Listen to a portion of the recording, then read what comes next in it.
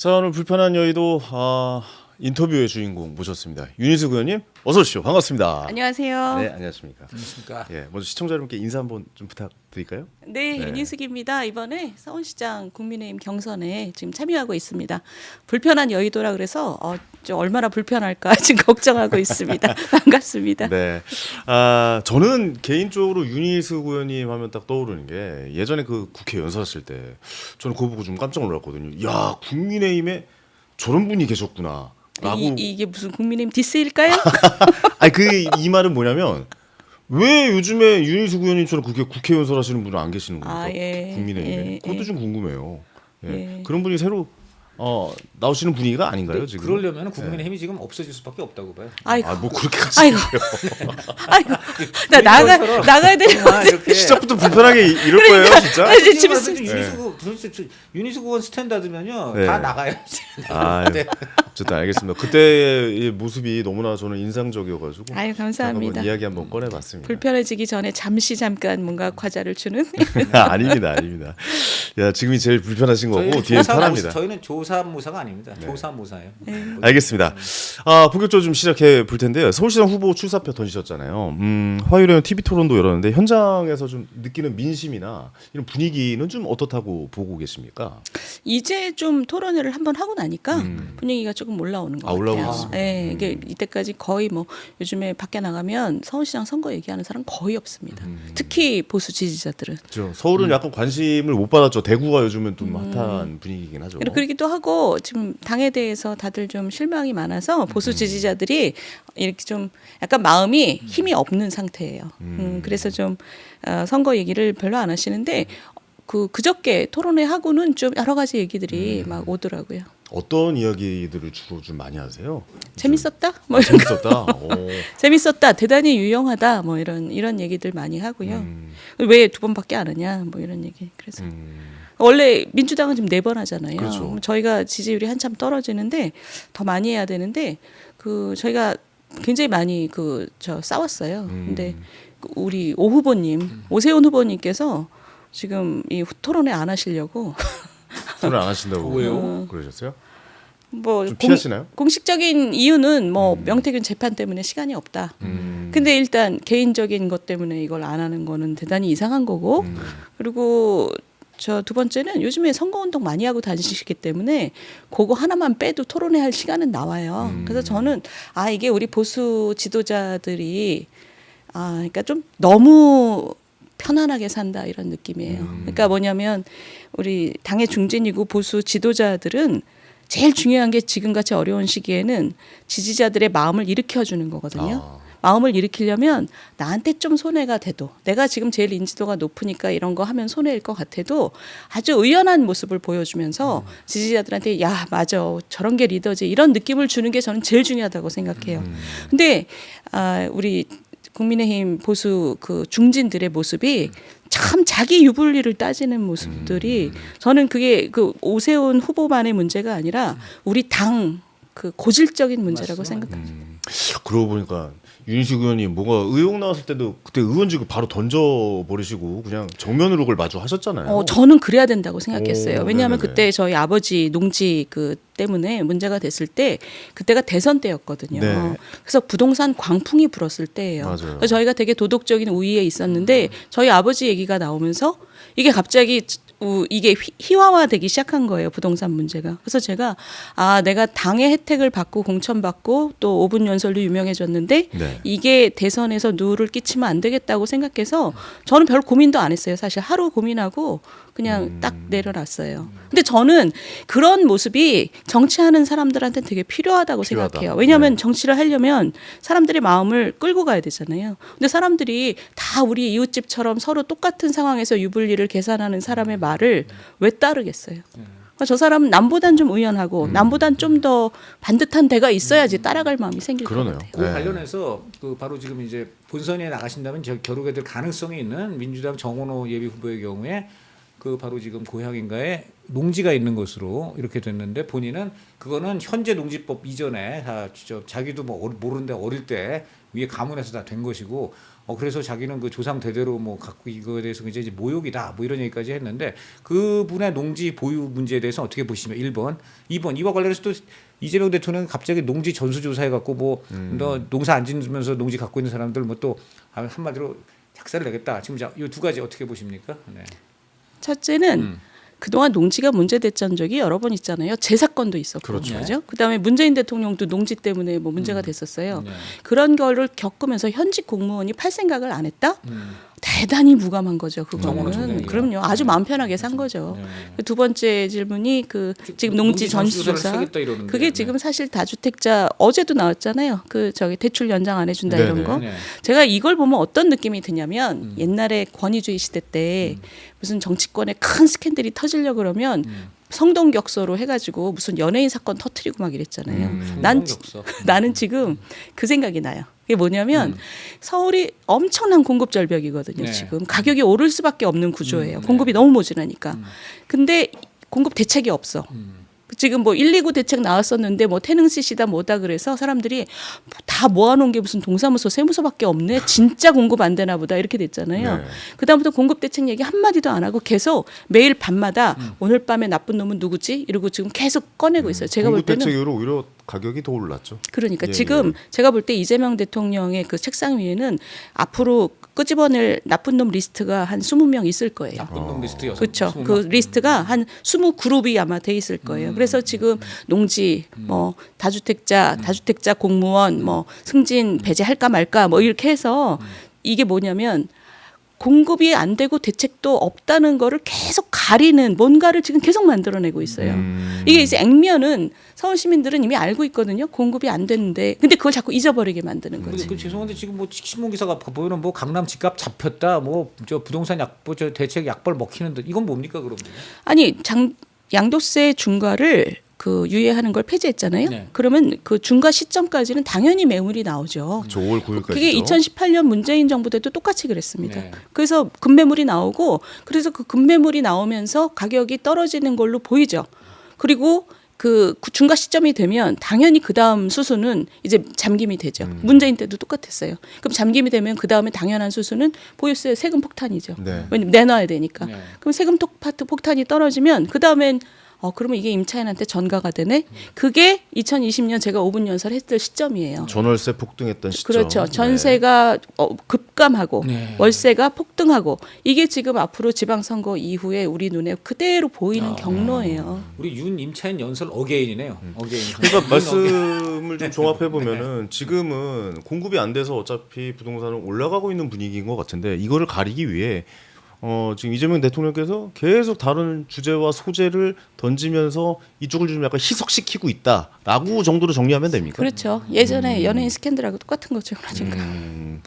알겠습니다. 또 부동산에 대해서 어떻게 생각하시는지 한번 들어봤고 민주당 이야기로 좀 넘어가 보겠습니다. 정원호 구청장이 지금 한군 출장 놓고 공방이 뜨겁잖아요. 어떻게 이 일을 보고 계신지도 좀 궁금해요.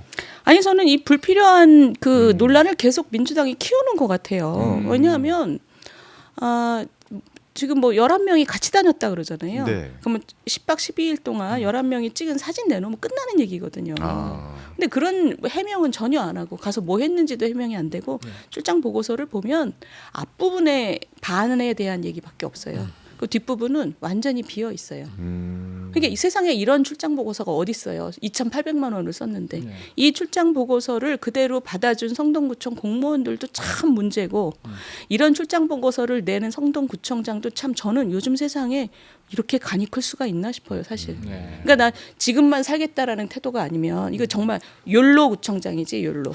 요거 관련해서는 근데 제가 직전에 지금 그 국민의힘 소속 송파구 구의원인 배신정 구의원 직접 그분이 그때도 이 멕시코 방문에 참여하신 분이라서 물어봤더니 이제 가장 사실 이제 논란이 되는 거는 그 여성 직원하고 성동구청에서는 구청장 딱 단둘이 동행했 이거 나갔다 이제 요건데 그 국민의힘 소속 여성 이제 구의원께서 하시는 말씀이 1번 뭐 그렇게 의심할 만한 정황 전혀 없었고 실무상 필요한 그런 기능들을 그 해당 직원이 다 했다. 전혀 그런 거 그렇게 보기 어렵다. 1번 이러고 이거고 그 가게 된 경위 역시 저 당시 멕시코 행사를 주도한 게 이정옥 여가부 장관인데 여성단체 출신으로서 같은 여성단체에 있었던 해당 그 여성 직원 그리고 이제 정원호 이런 분들을 데려갈 만한 충분한 이유가 있었다.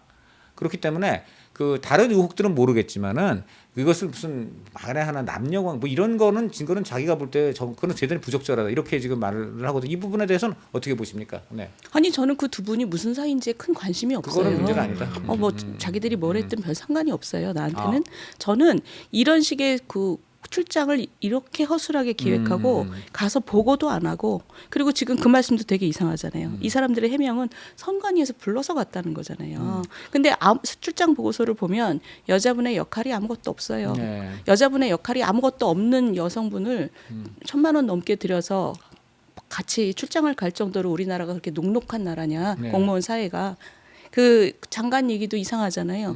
자기가 그러면은 기획했다는 얘기잖아요. 약간 그 배신정 의원 말은 그런 것 같아요. 이제 그분이 장관이 이 정원호 청장이 굉장히 그 해당 주제의 모범 사례로 판단을 해서 정원호 청장을 데리고 가고 싶었는데 그 다리 쪽에 그 연결 지점이 자기 후배 여성 단체 그 직원 그 여성분. 멤버였던 네. 이제 해당 여성 직원이었기에 이제 연결이 되었다. 뭐 이런 설명을 그 이쪽에서 하더라고요. 메이드를 했다는 얘기잖아요. 네, 그 그런 얘기는. 이정욱 장관 쪽에 메이드를 했다는 그러니까요. 겁니다. 그리고 그렇습니다. 그 얘기는 대단히 이상한 얘기죠, 아, 사실은. 그렇습니까, 그게? 그럼 시당초 저쪽에서 불러서 갔다는 얘기하고 전혀 다른 얘기입니다. 그 얘기는.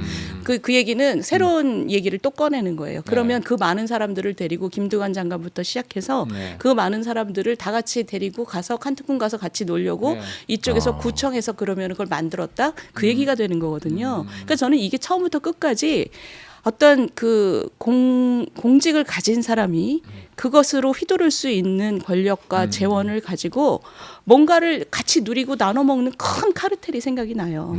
지금 이게 이 사건은 되게 오래전부터 도대체 왜 칸쿤에 갔냐 이것 때문에 성동구의 구의원들이 자료를 엄청나게 요구를 했어요. 구청 직원들이 안 내놓는 거예요. 계속 찾고 있다.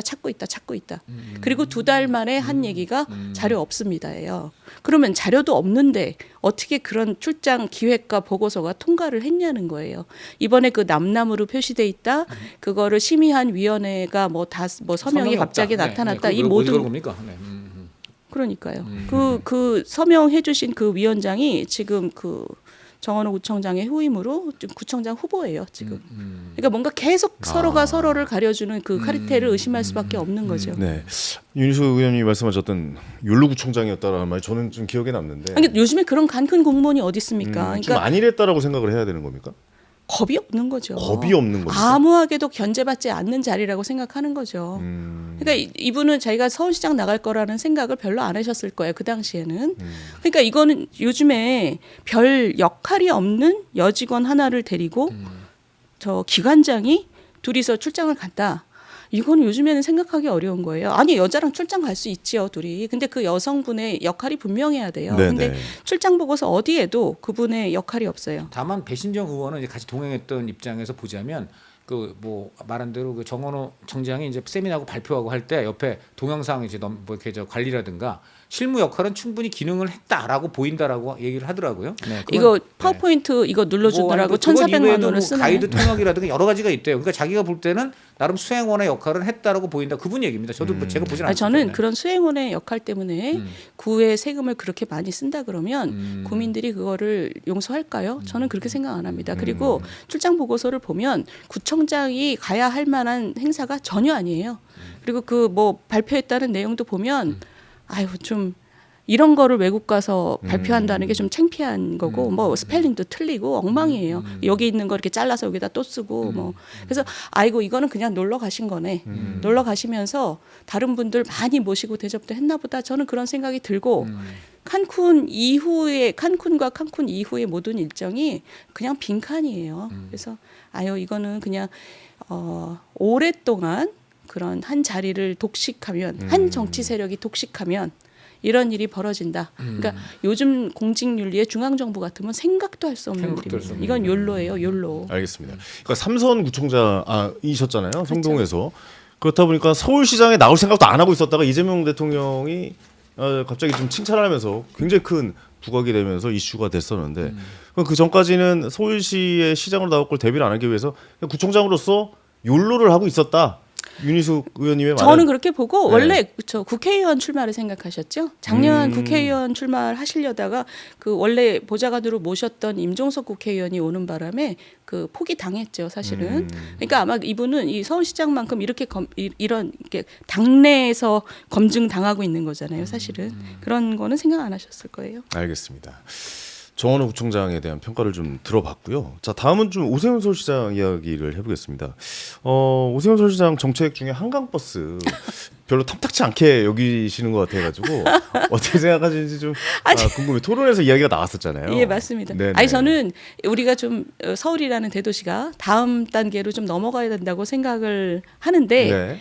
정신 자세부터 좀 저는 좀 선진적으로 돼야 된다고 생각해요. 왜냐하면 정신 자세. 예. 지금 박원순 시장도 그렇고 우리 오세훈 시장도 그렇고 두 분 다 외국에 가서 뭘 보고 와서 그대로 이식하는 거를 많이 했어요.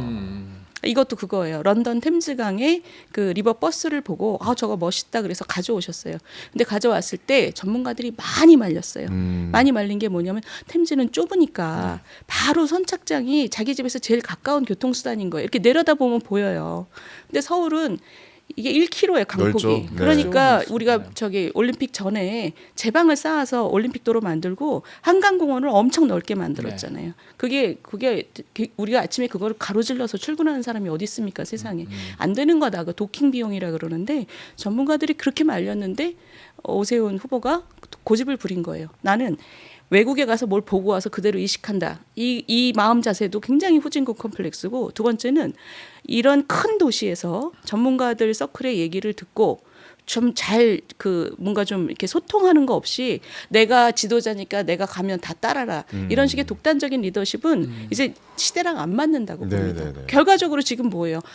타는 사람이 없잖아요. 타는 사람이 없어서 그 타는 사람은 있긴 하던데요. 제가 주말에 이렇게 러닝하다가 보면은 많이 타고 저 이렇게 반포대교 뛸 때 손을 이렇게 흔들어주고 그러긴 주말에 하시더라고요. 집중돼 있습니다. 아, 주말에 이게 집중돼 원래 있다. 출퇴근이라고 해서 들어온 거잖아요. 네네네. 그래서 3,000원에 한 거잖아요. 아, 근데 지금 원래 평일에 개념이 아니다. 이게 지금 비용을 커버를 하려면 하루에 17,000명 정도가 타야 돼요.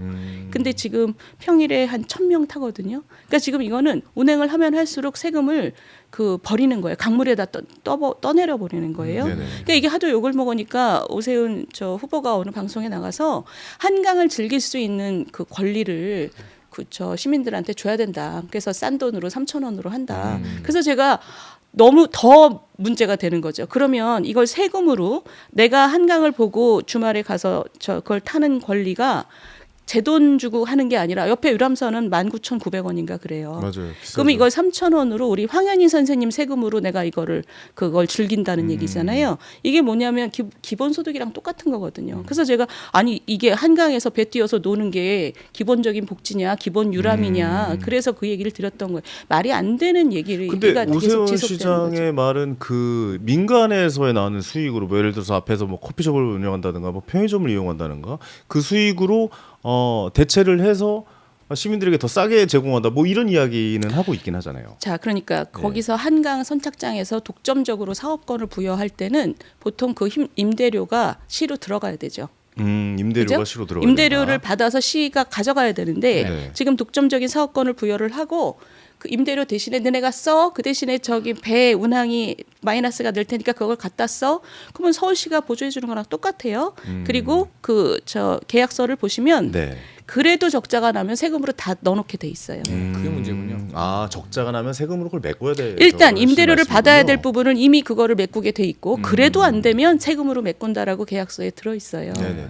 그러니까 이거는 처음에 다른 나라에서 일방적으로 보고 와서 이게 맥락도 안 맞는데 베낀 것도 문제고 전문가들 얘기 하나도 안 듣고 이거를 이렇게 강행한 것도 문제고 그리고 시작해서 보니까 이제 돈이 강물에 떠내려 가고 있는 것도 문제고 그렇게 된 거를 이제 계속 고집을 하시면서 합리화를 시키시려고 하니 얘기가 점점 꼬이는 거예요. 근데 결국은 이 커다란 배를 이렇게 많이 운항하면서 만들어지는 적자를 서울 시민들이 다 메꿔야 되는 구조예요. 그러면 이미 만들어진 건데 어떡하냐. 앞으로 들어갈 돈이 훨씬 많아요.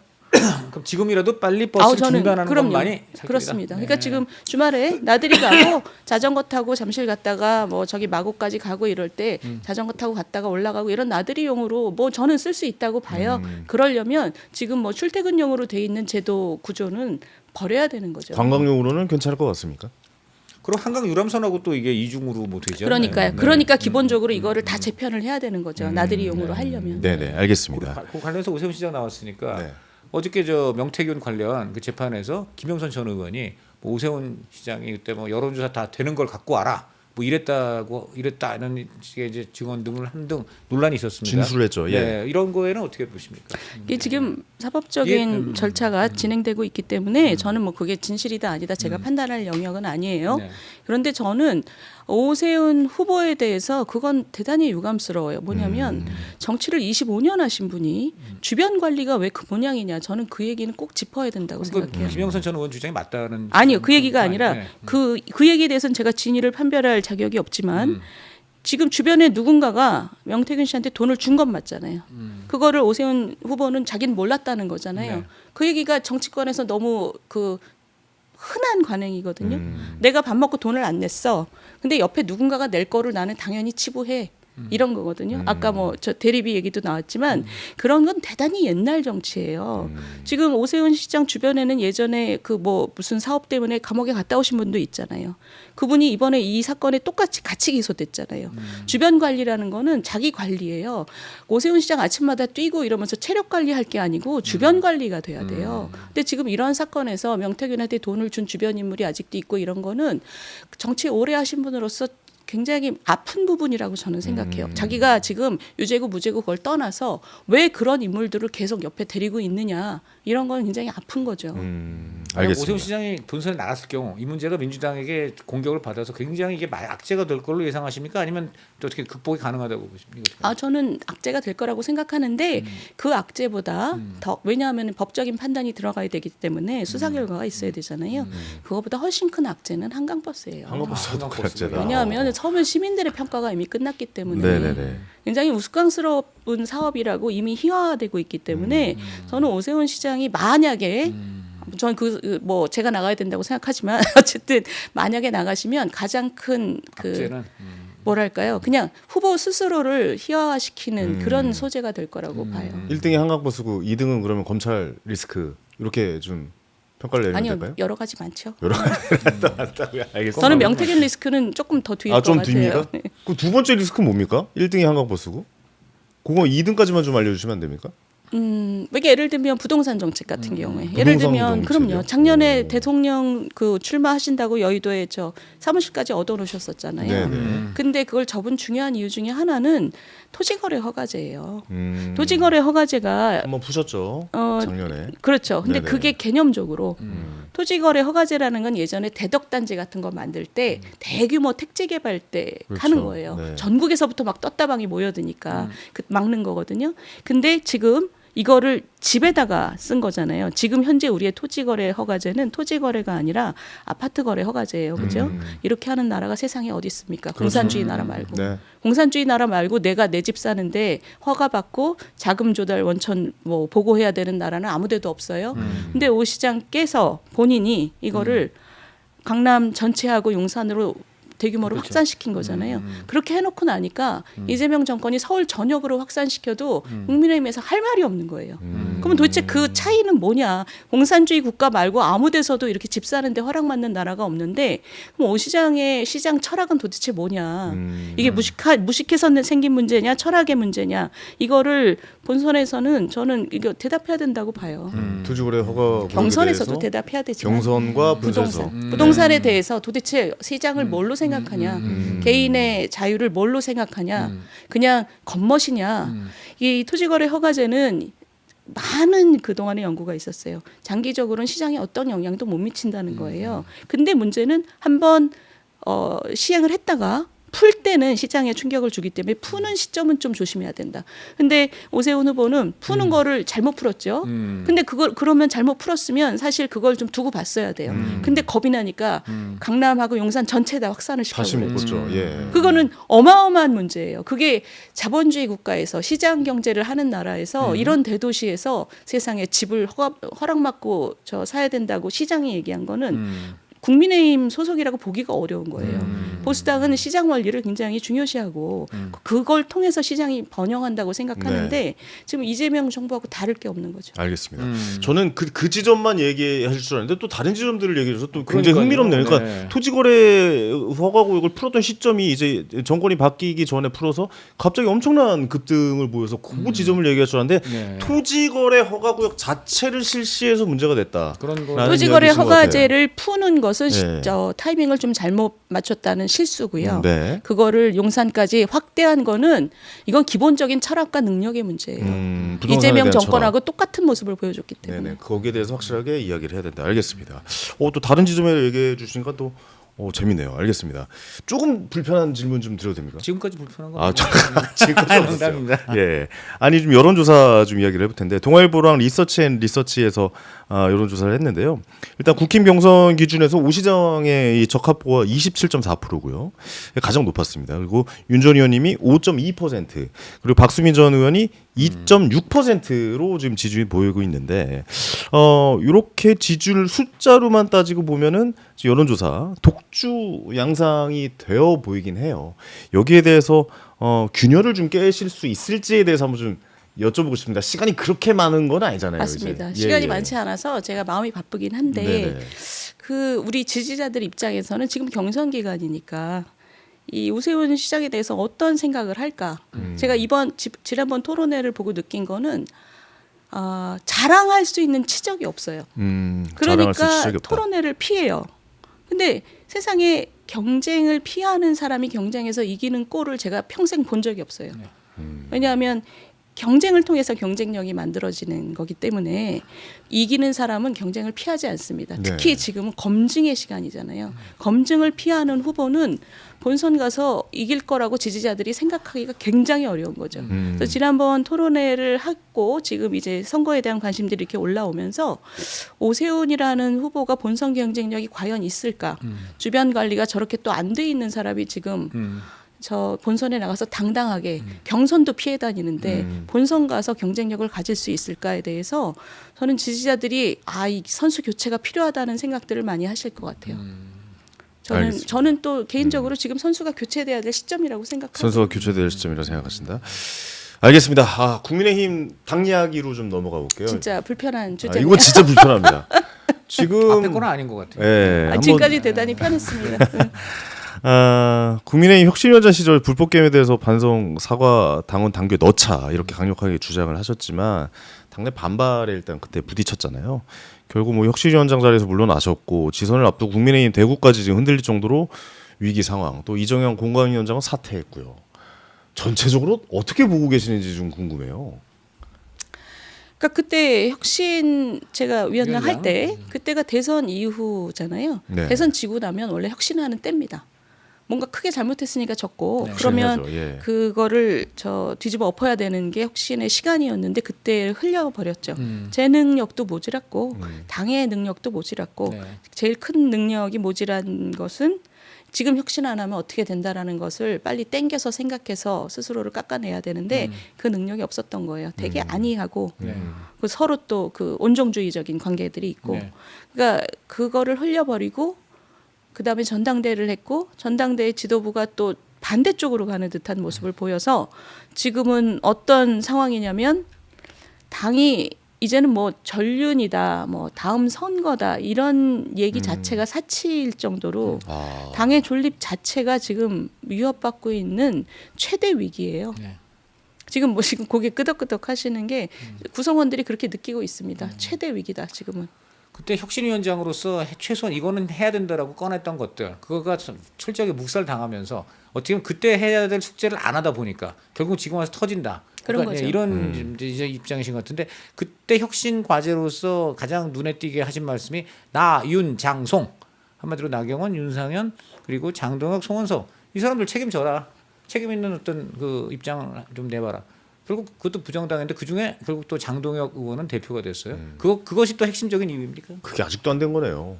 나윤장송 이야기. 네. 그러니까 지금 예를 들면 지금 그 선거가 시작됐잖아요. 근데 지금 선거 분위기가 안 올라오는 가장 중요한 이유 중에 하나는 당이 지도부를 비롯해서 당에서 나오는 각종 욕먹을 만한 얘기들이 후보들을 다 가리고 있어요. 그렇죠. 지금. 네.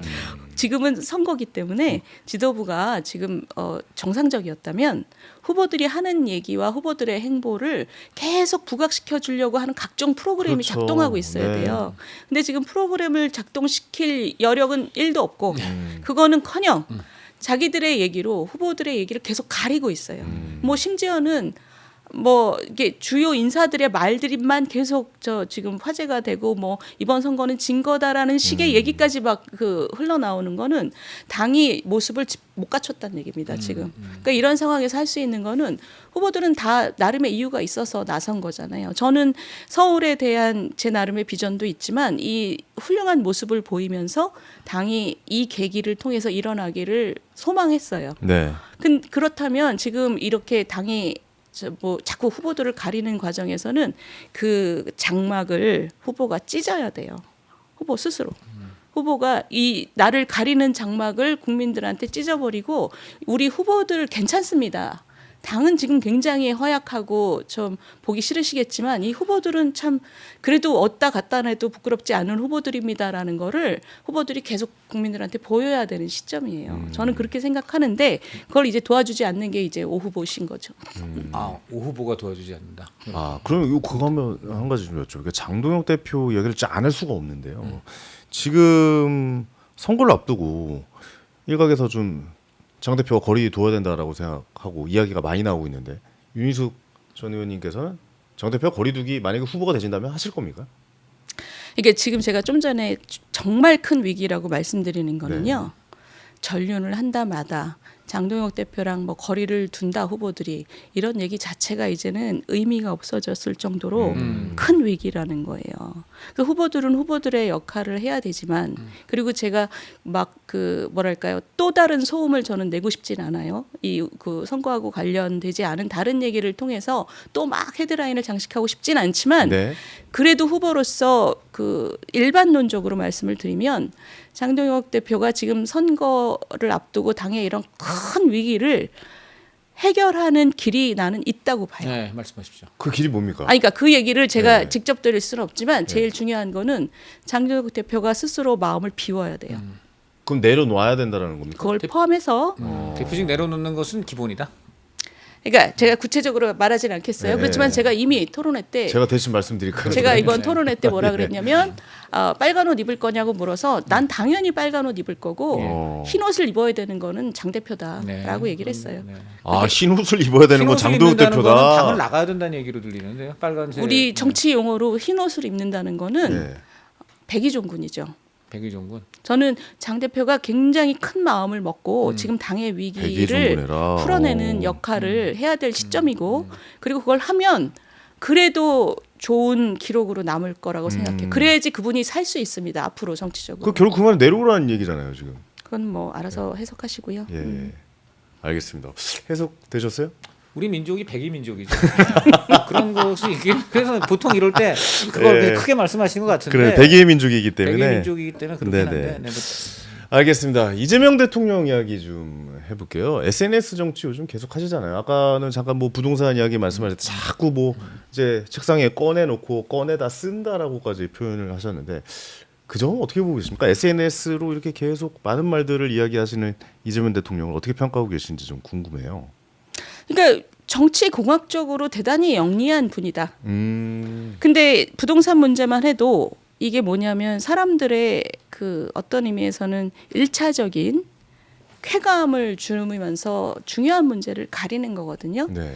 근데 인류 역사에서 그렇게 사람들을 모든 사람을 잠깐은 속일 수 있지만 계속 속일 수는 없다는 게 그동안 우리가 굉장히 잘 알게 된 문제예요. 네. 그런 식으로 해서 언제까지 속일 수 있을까요?라고 저는 지방선거 생각합니다. 때까지만 속이면 되지 않을까요? 그건 가능합니까? 그렇죠. 그럴 수도 있습니다. 그럼. 저희가 그럼 진짜 네. 우리 후보들이 잘못하고 또 국민의힘이 그때까지도 그 돌파구를 마련하지 못하면 그럴 수 있죠. 네. 그럴 수 있고 근데 그렇게 되면 지방선거 이후에도 역사는 계속 가는 거거든요.